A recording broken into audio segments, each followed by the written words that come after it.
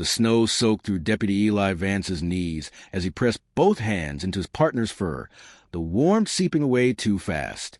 Blue and red lights pulsed over the old Miller farm. Siren silence now, but the wind still screamed.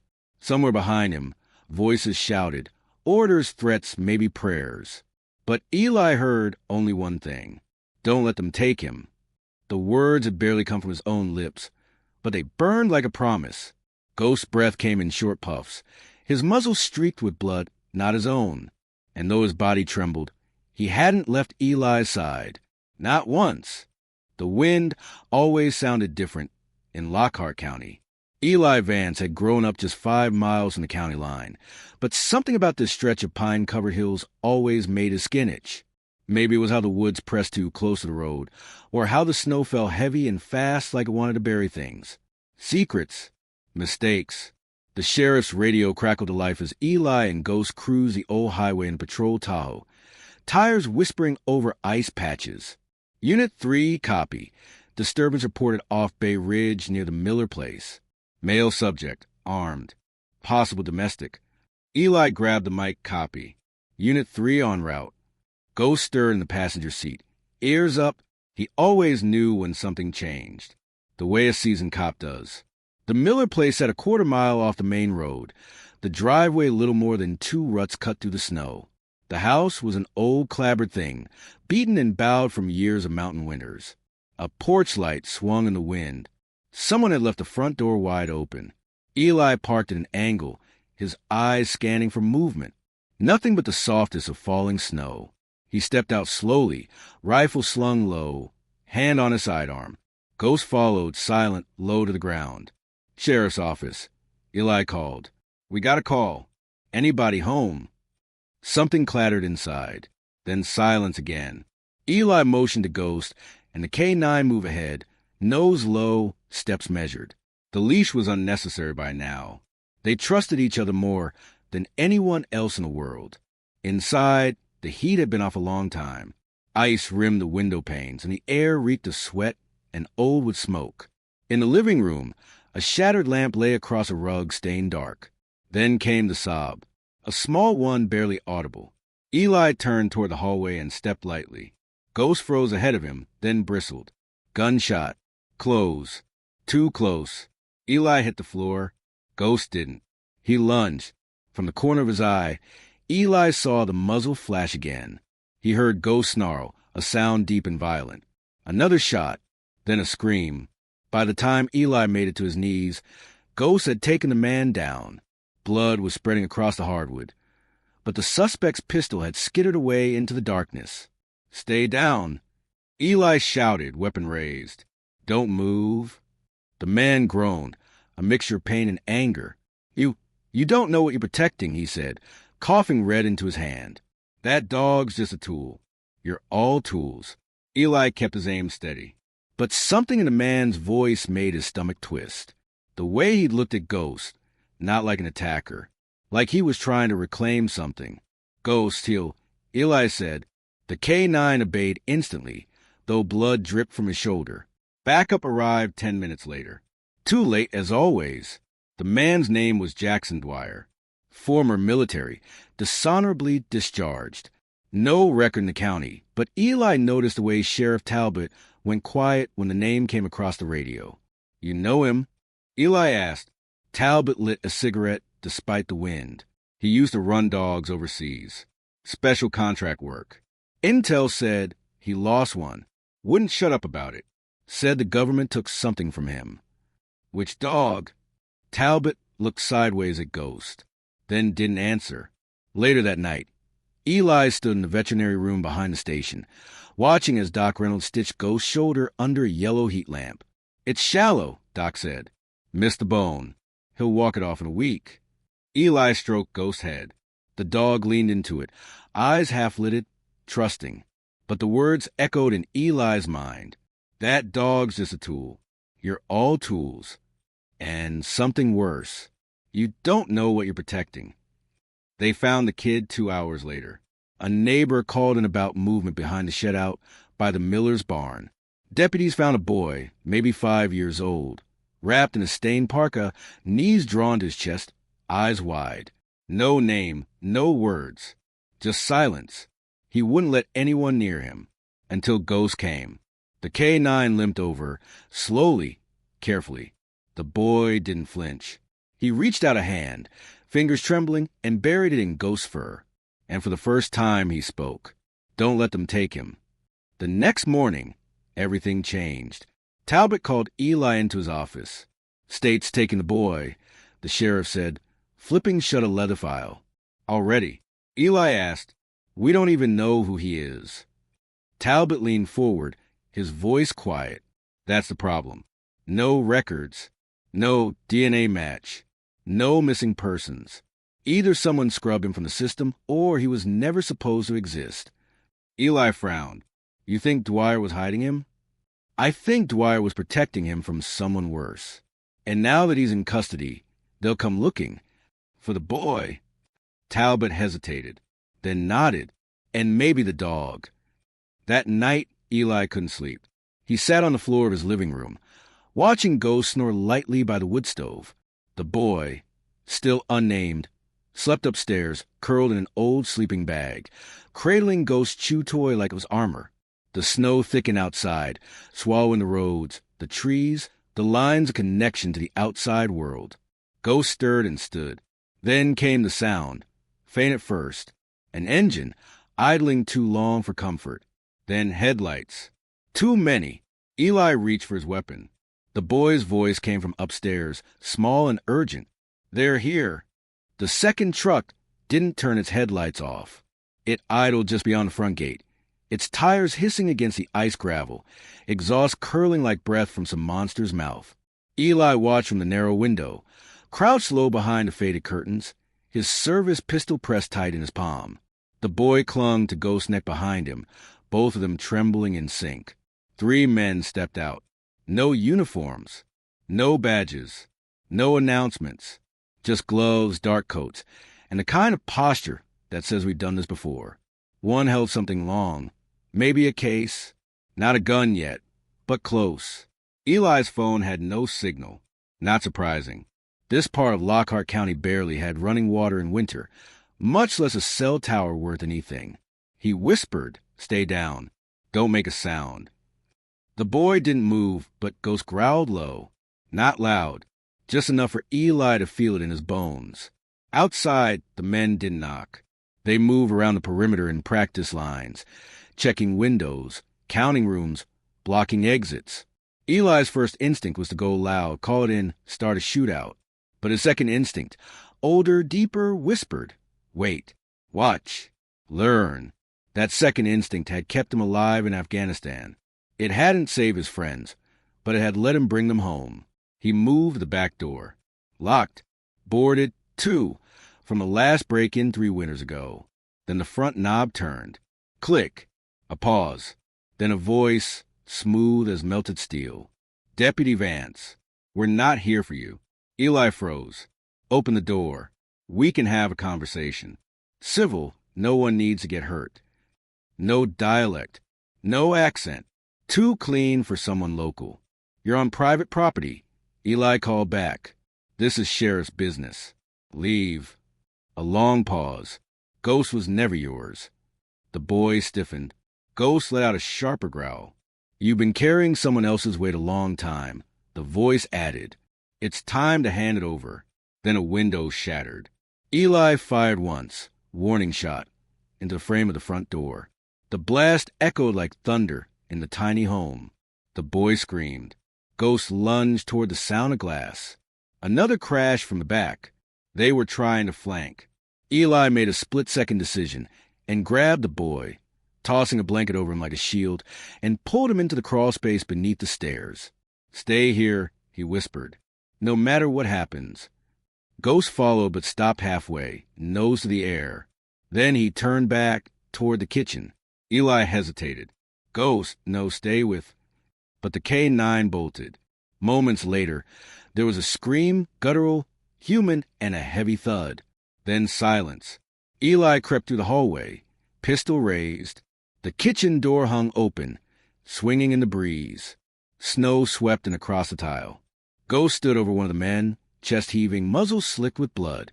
The man was alive. Barely. But his leg bent at an angle it shouldn't. The dog stared at Eli. And Eli understood. This wasn't a burglary. It wasn't a vendetta. It was a retrieval. They called Ghost by a different name in the documents Eli found. K213 Echo. The file had been hidden in a flash drive slipped into a hollow collar. Something Ghost had worn during training, but hadn't touched since Eli brought him home. He only found it because Ghost, bleeding and limping, nudged the collar toward him after the attackers retreated. Inside were encrypted logs, blurry photos, dates, years of missions, names blacked out, coordinates unlisted, but one detail stood out. Subject bonded with unauthorized minor. Target extraction, order signed February 17th. Today's date. Who's the kid? Eli asked Talbot the next morning. They brought the boy to the sheriff's house, not the station. Too risky. The injured intruder was in custody, but wouldn't speak. The other two vanished into the trees, leaving only boot prints and blood. Talbot stirred his coffee and stared at the snowfall through the window. I've seen faces like this before, he said. Wards of ghosts. Children that weren't supposed to live past the perimeter fence. What does that mean? Talbot didn't answer, just handed Eli a name. Dr. Hayden Reese. Former behavioral ops, now retired. Lived on the edge of Carter Hollow, deep in the woods. The kind of man who didn't answer calls and didn't leave a digital trace. Talk to him, Talbot said. He worked with Dwyer. Might know what you're sitting on. The drive to Carter Hollow took the better part of an hour, longer in the snow. Eli drove with one hand on the wheel, the other scratching behind Ghost's ears. The boy sat silent in the back seat, arms around Ghost's neck, as if afraid the dog would vanish. You all right? Eli asked over his shoulder. The boy met his eyes in the rearview mirror. I remember him now, he said. The man who tried to take me. Dwyer. He shook his head. The other one.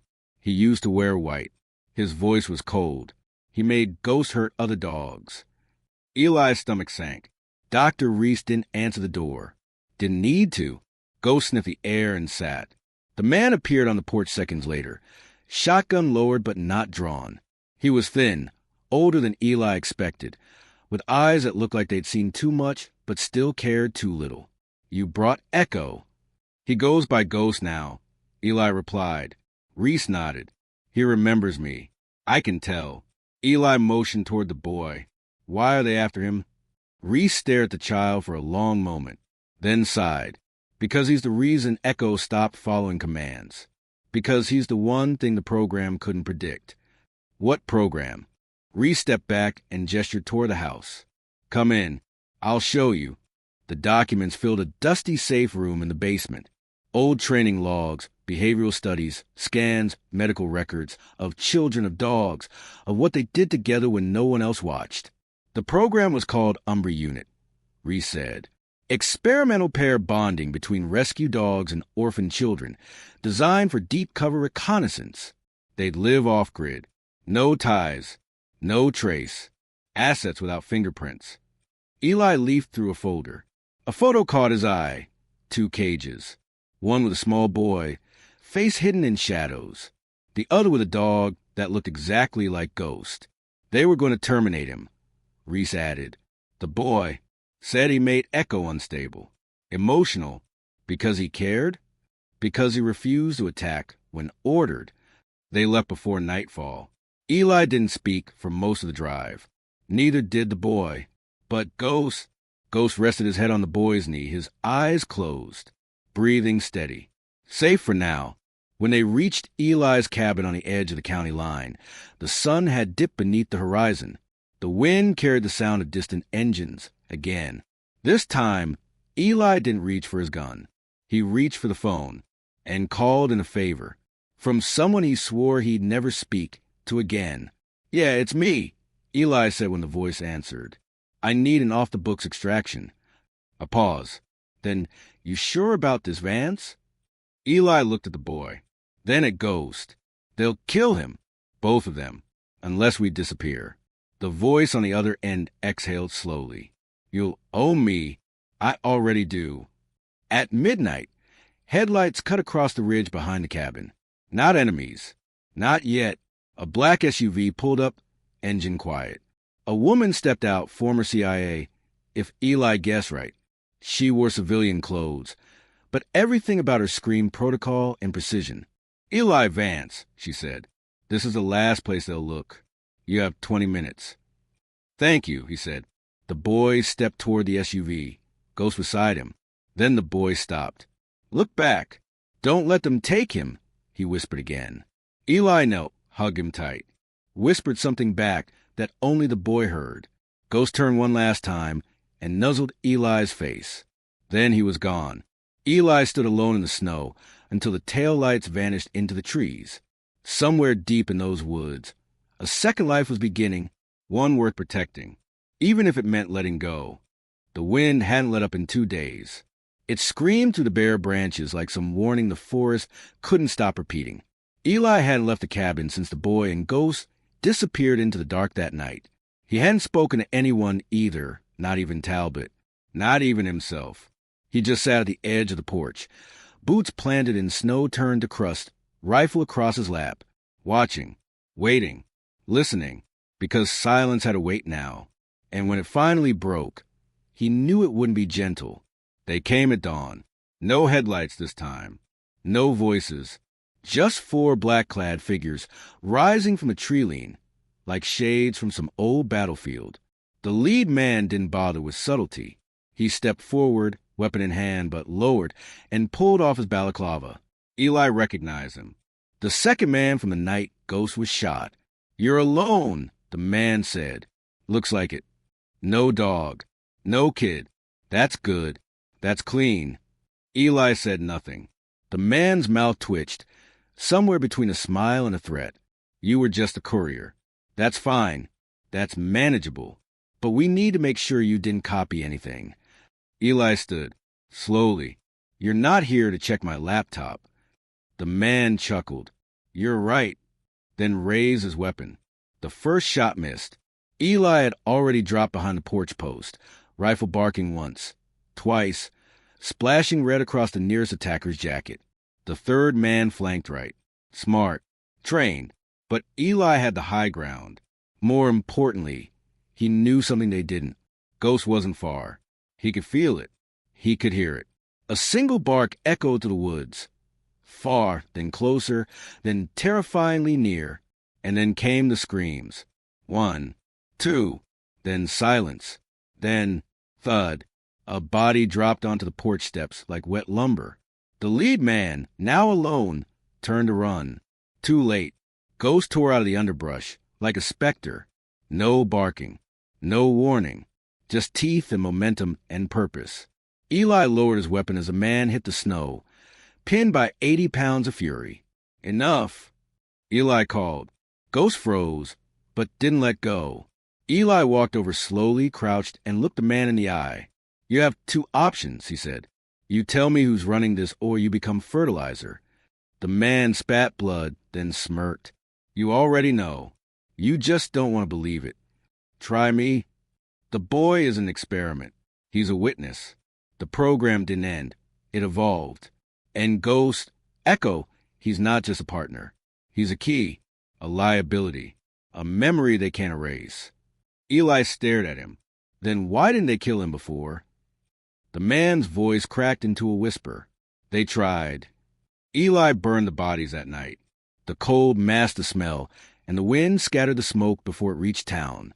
Talbot arrived halfway through the process, his truck headlights painting long shadows across the white hills. You sure you want to keep going down this road? Talbot asked, watching flames lick at what used to be men. I'm already at the bottom of it, Eli said. Might as well keep digging. Talbot didn't argue, just handed him a plain envelope. No return address. No seal. Inside was a single Polaroid. Ghost, sitting beside the boy, smiling. They were somewhere warm. Trees in the background. A coastline. A place that didn't have winter in its bones. They're safe, Talbot said. For now. But safety was never the end game. The next morning, Eli left Lockhart County. Didn't pack much. Just a sidearm, a half-empty duffel, and the same scar Ghost had left in his heart since that first day in training, when they'd been thrown together by chance or fate. He followed the same pattern Dwyer had once followed. Back roads, unlisted gas stations, handwritten directions folded into old maps. He asked questions no one wanted asked. He tracked names scrubbed from databases. And slowly, piece by piece, he uncovered it all. Project Umbra wasn't shut down. It was privatized, funded by contractors, shielded by bureaucracy, protected by people who understood how powerful loyalty could be, if it could be manufactured. The goal had never been dogs or boys. It had been silence, controllable silence. The final file came from Reese. It was mailed in an abandoned mailbox outside Jackson, postmarked 2 weeks before Reese was found dead in his cabin, gunshot, execution style. Official ruling: suicide. Eli didn't believe in coincidences anymore. The flash drive had no encryption this time, just a single video file. He almost didn't watch it. Almost. The footage was grainy. Surveillance. 2 cages. A child with hollow eyes. A dog panting in pain, muzzle bloodied. A man stood outside the bars. Echo, the voice said off-screen. Terminate. The dog looked at the boy, then sat, refused. Another man entered frame. Punched the dog. Again. Again. The boy screamed. Don't hurt him, he sobbed. Don't take him. The video cut out. But Eli had seen enough. He didn't sleep that night. He stared out a motel window, one town past the last one, wondering if he'd ever know what peace looked like again. Then the knock came. Soft. Careful. He opened the door and found a woman in a dark coat, face scarred, voice familiar. I'm the one who got them out, she said. Eli nodded. She handed him a folder. No name. No explanation. Coordinates, she said. You'll find answers. Maybe not peace, but the truth. He hesitated. Why me? She looked away. Because ghosts still trust you. It took 3 days to reach the island, a forgotten piece of land off the coast of Baja, listed as wildlife reserve, owned by a shell company tied to 5 others, all linking back to a private military fund. But Ghost was there. Eli knew it the second he stepped off the boat. The boy, older now, ran to him, eyes clearer, stronger, no longer afraid. Then Ghost appeared, tail low, body cautious, until he caught the scent. Then he leapt. Eli didn't fight the tears. Not this time. He dropped his knees and let the dog knock him flat, muzzle pressed into his chest, a low whine rising from his throat. You remembered, Eli whispered. Ghost pressed harder. I'm here, Eli said. I'm not leaving. They walked the cliffs that night, just the 3 of them. The boy asked questions. Some Eli answered, some he didn't, but they walked anyway. And when the boy finally stopped and pointed out across the sea, he said the words Eli hadn't expected. I want to stay here, but I don't want you to go. Eli knelt beside him. You don't need me anymore. The boy shook his head. I still need him. Eli looked at Ghost. Ghost looked at them both, then walked between them, and sat, as if to say, we stay together. Or not at all. The morning came quiet. The wind was warm for once. And in that silence, not manufactured, not programmed, just real, Eli finally breathed. Not because they were safe, but because they'd chosen each other. In a world that tried to break every bond, they had built one that didn't crack. Not under pressure, not under pain, and not even under silence.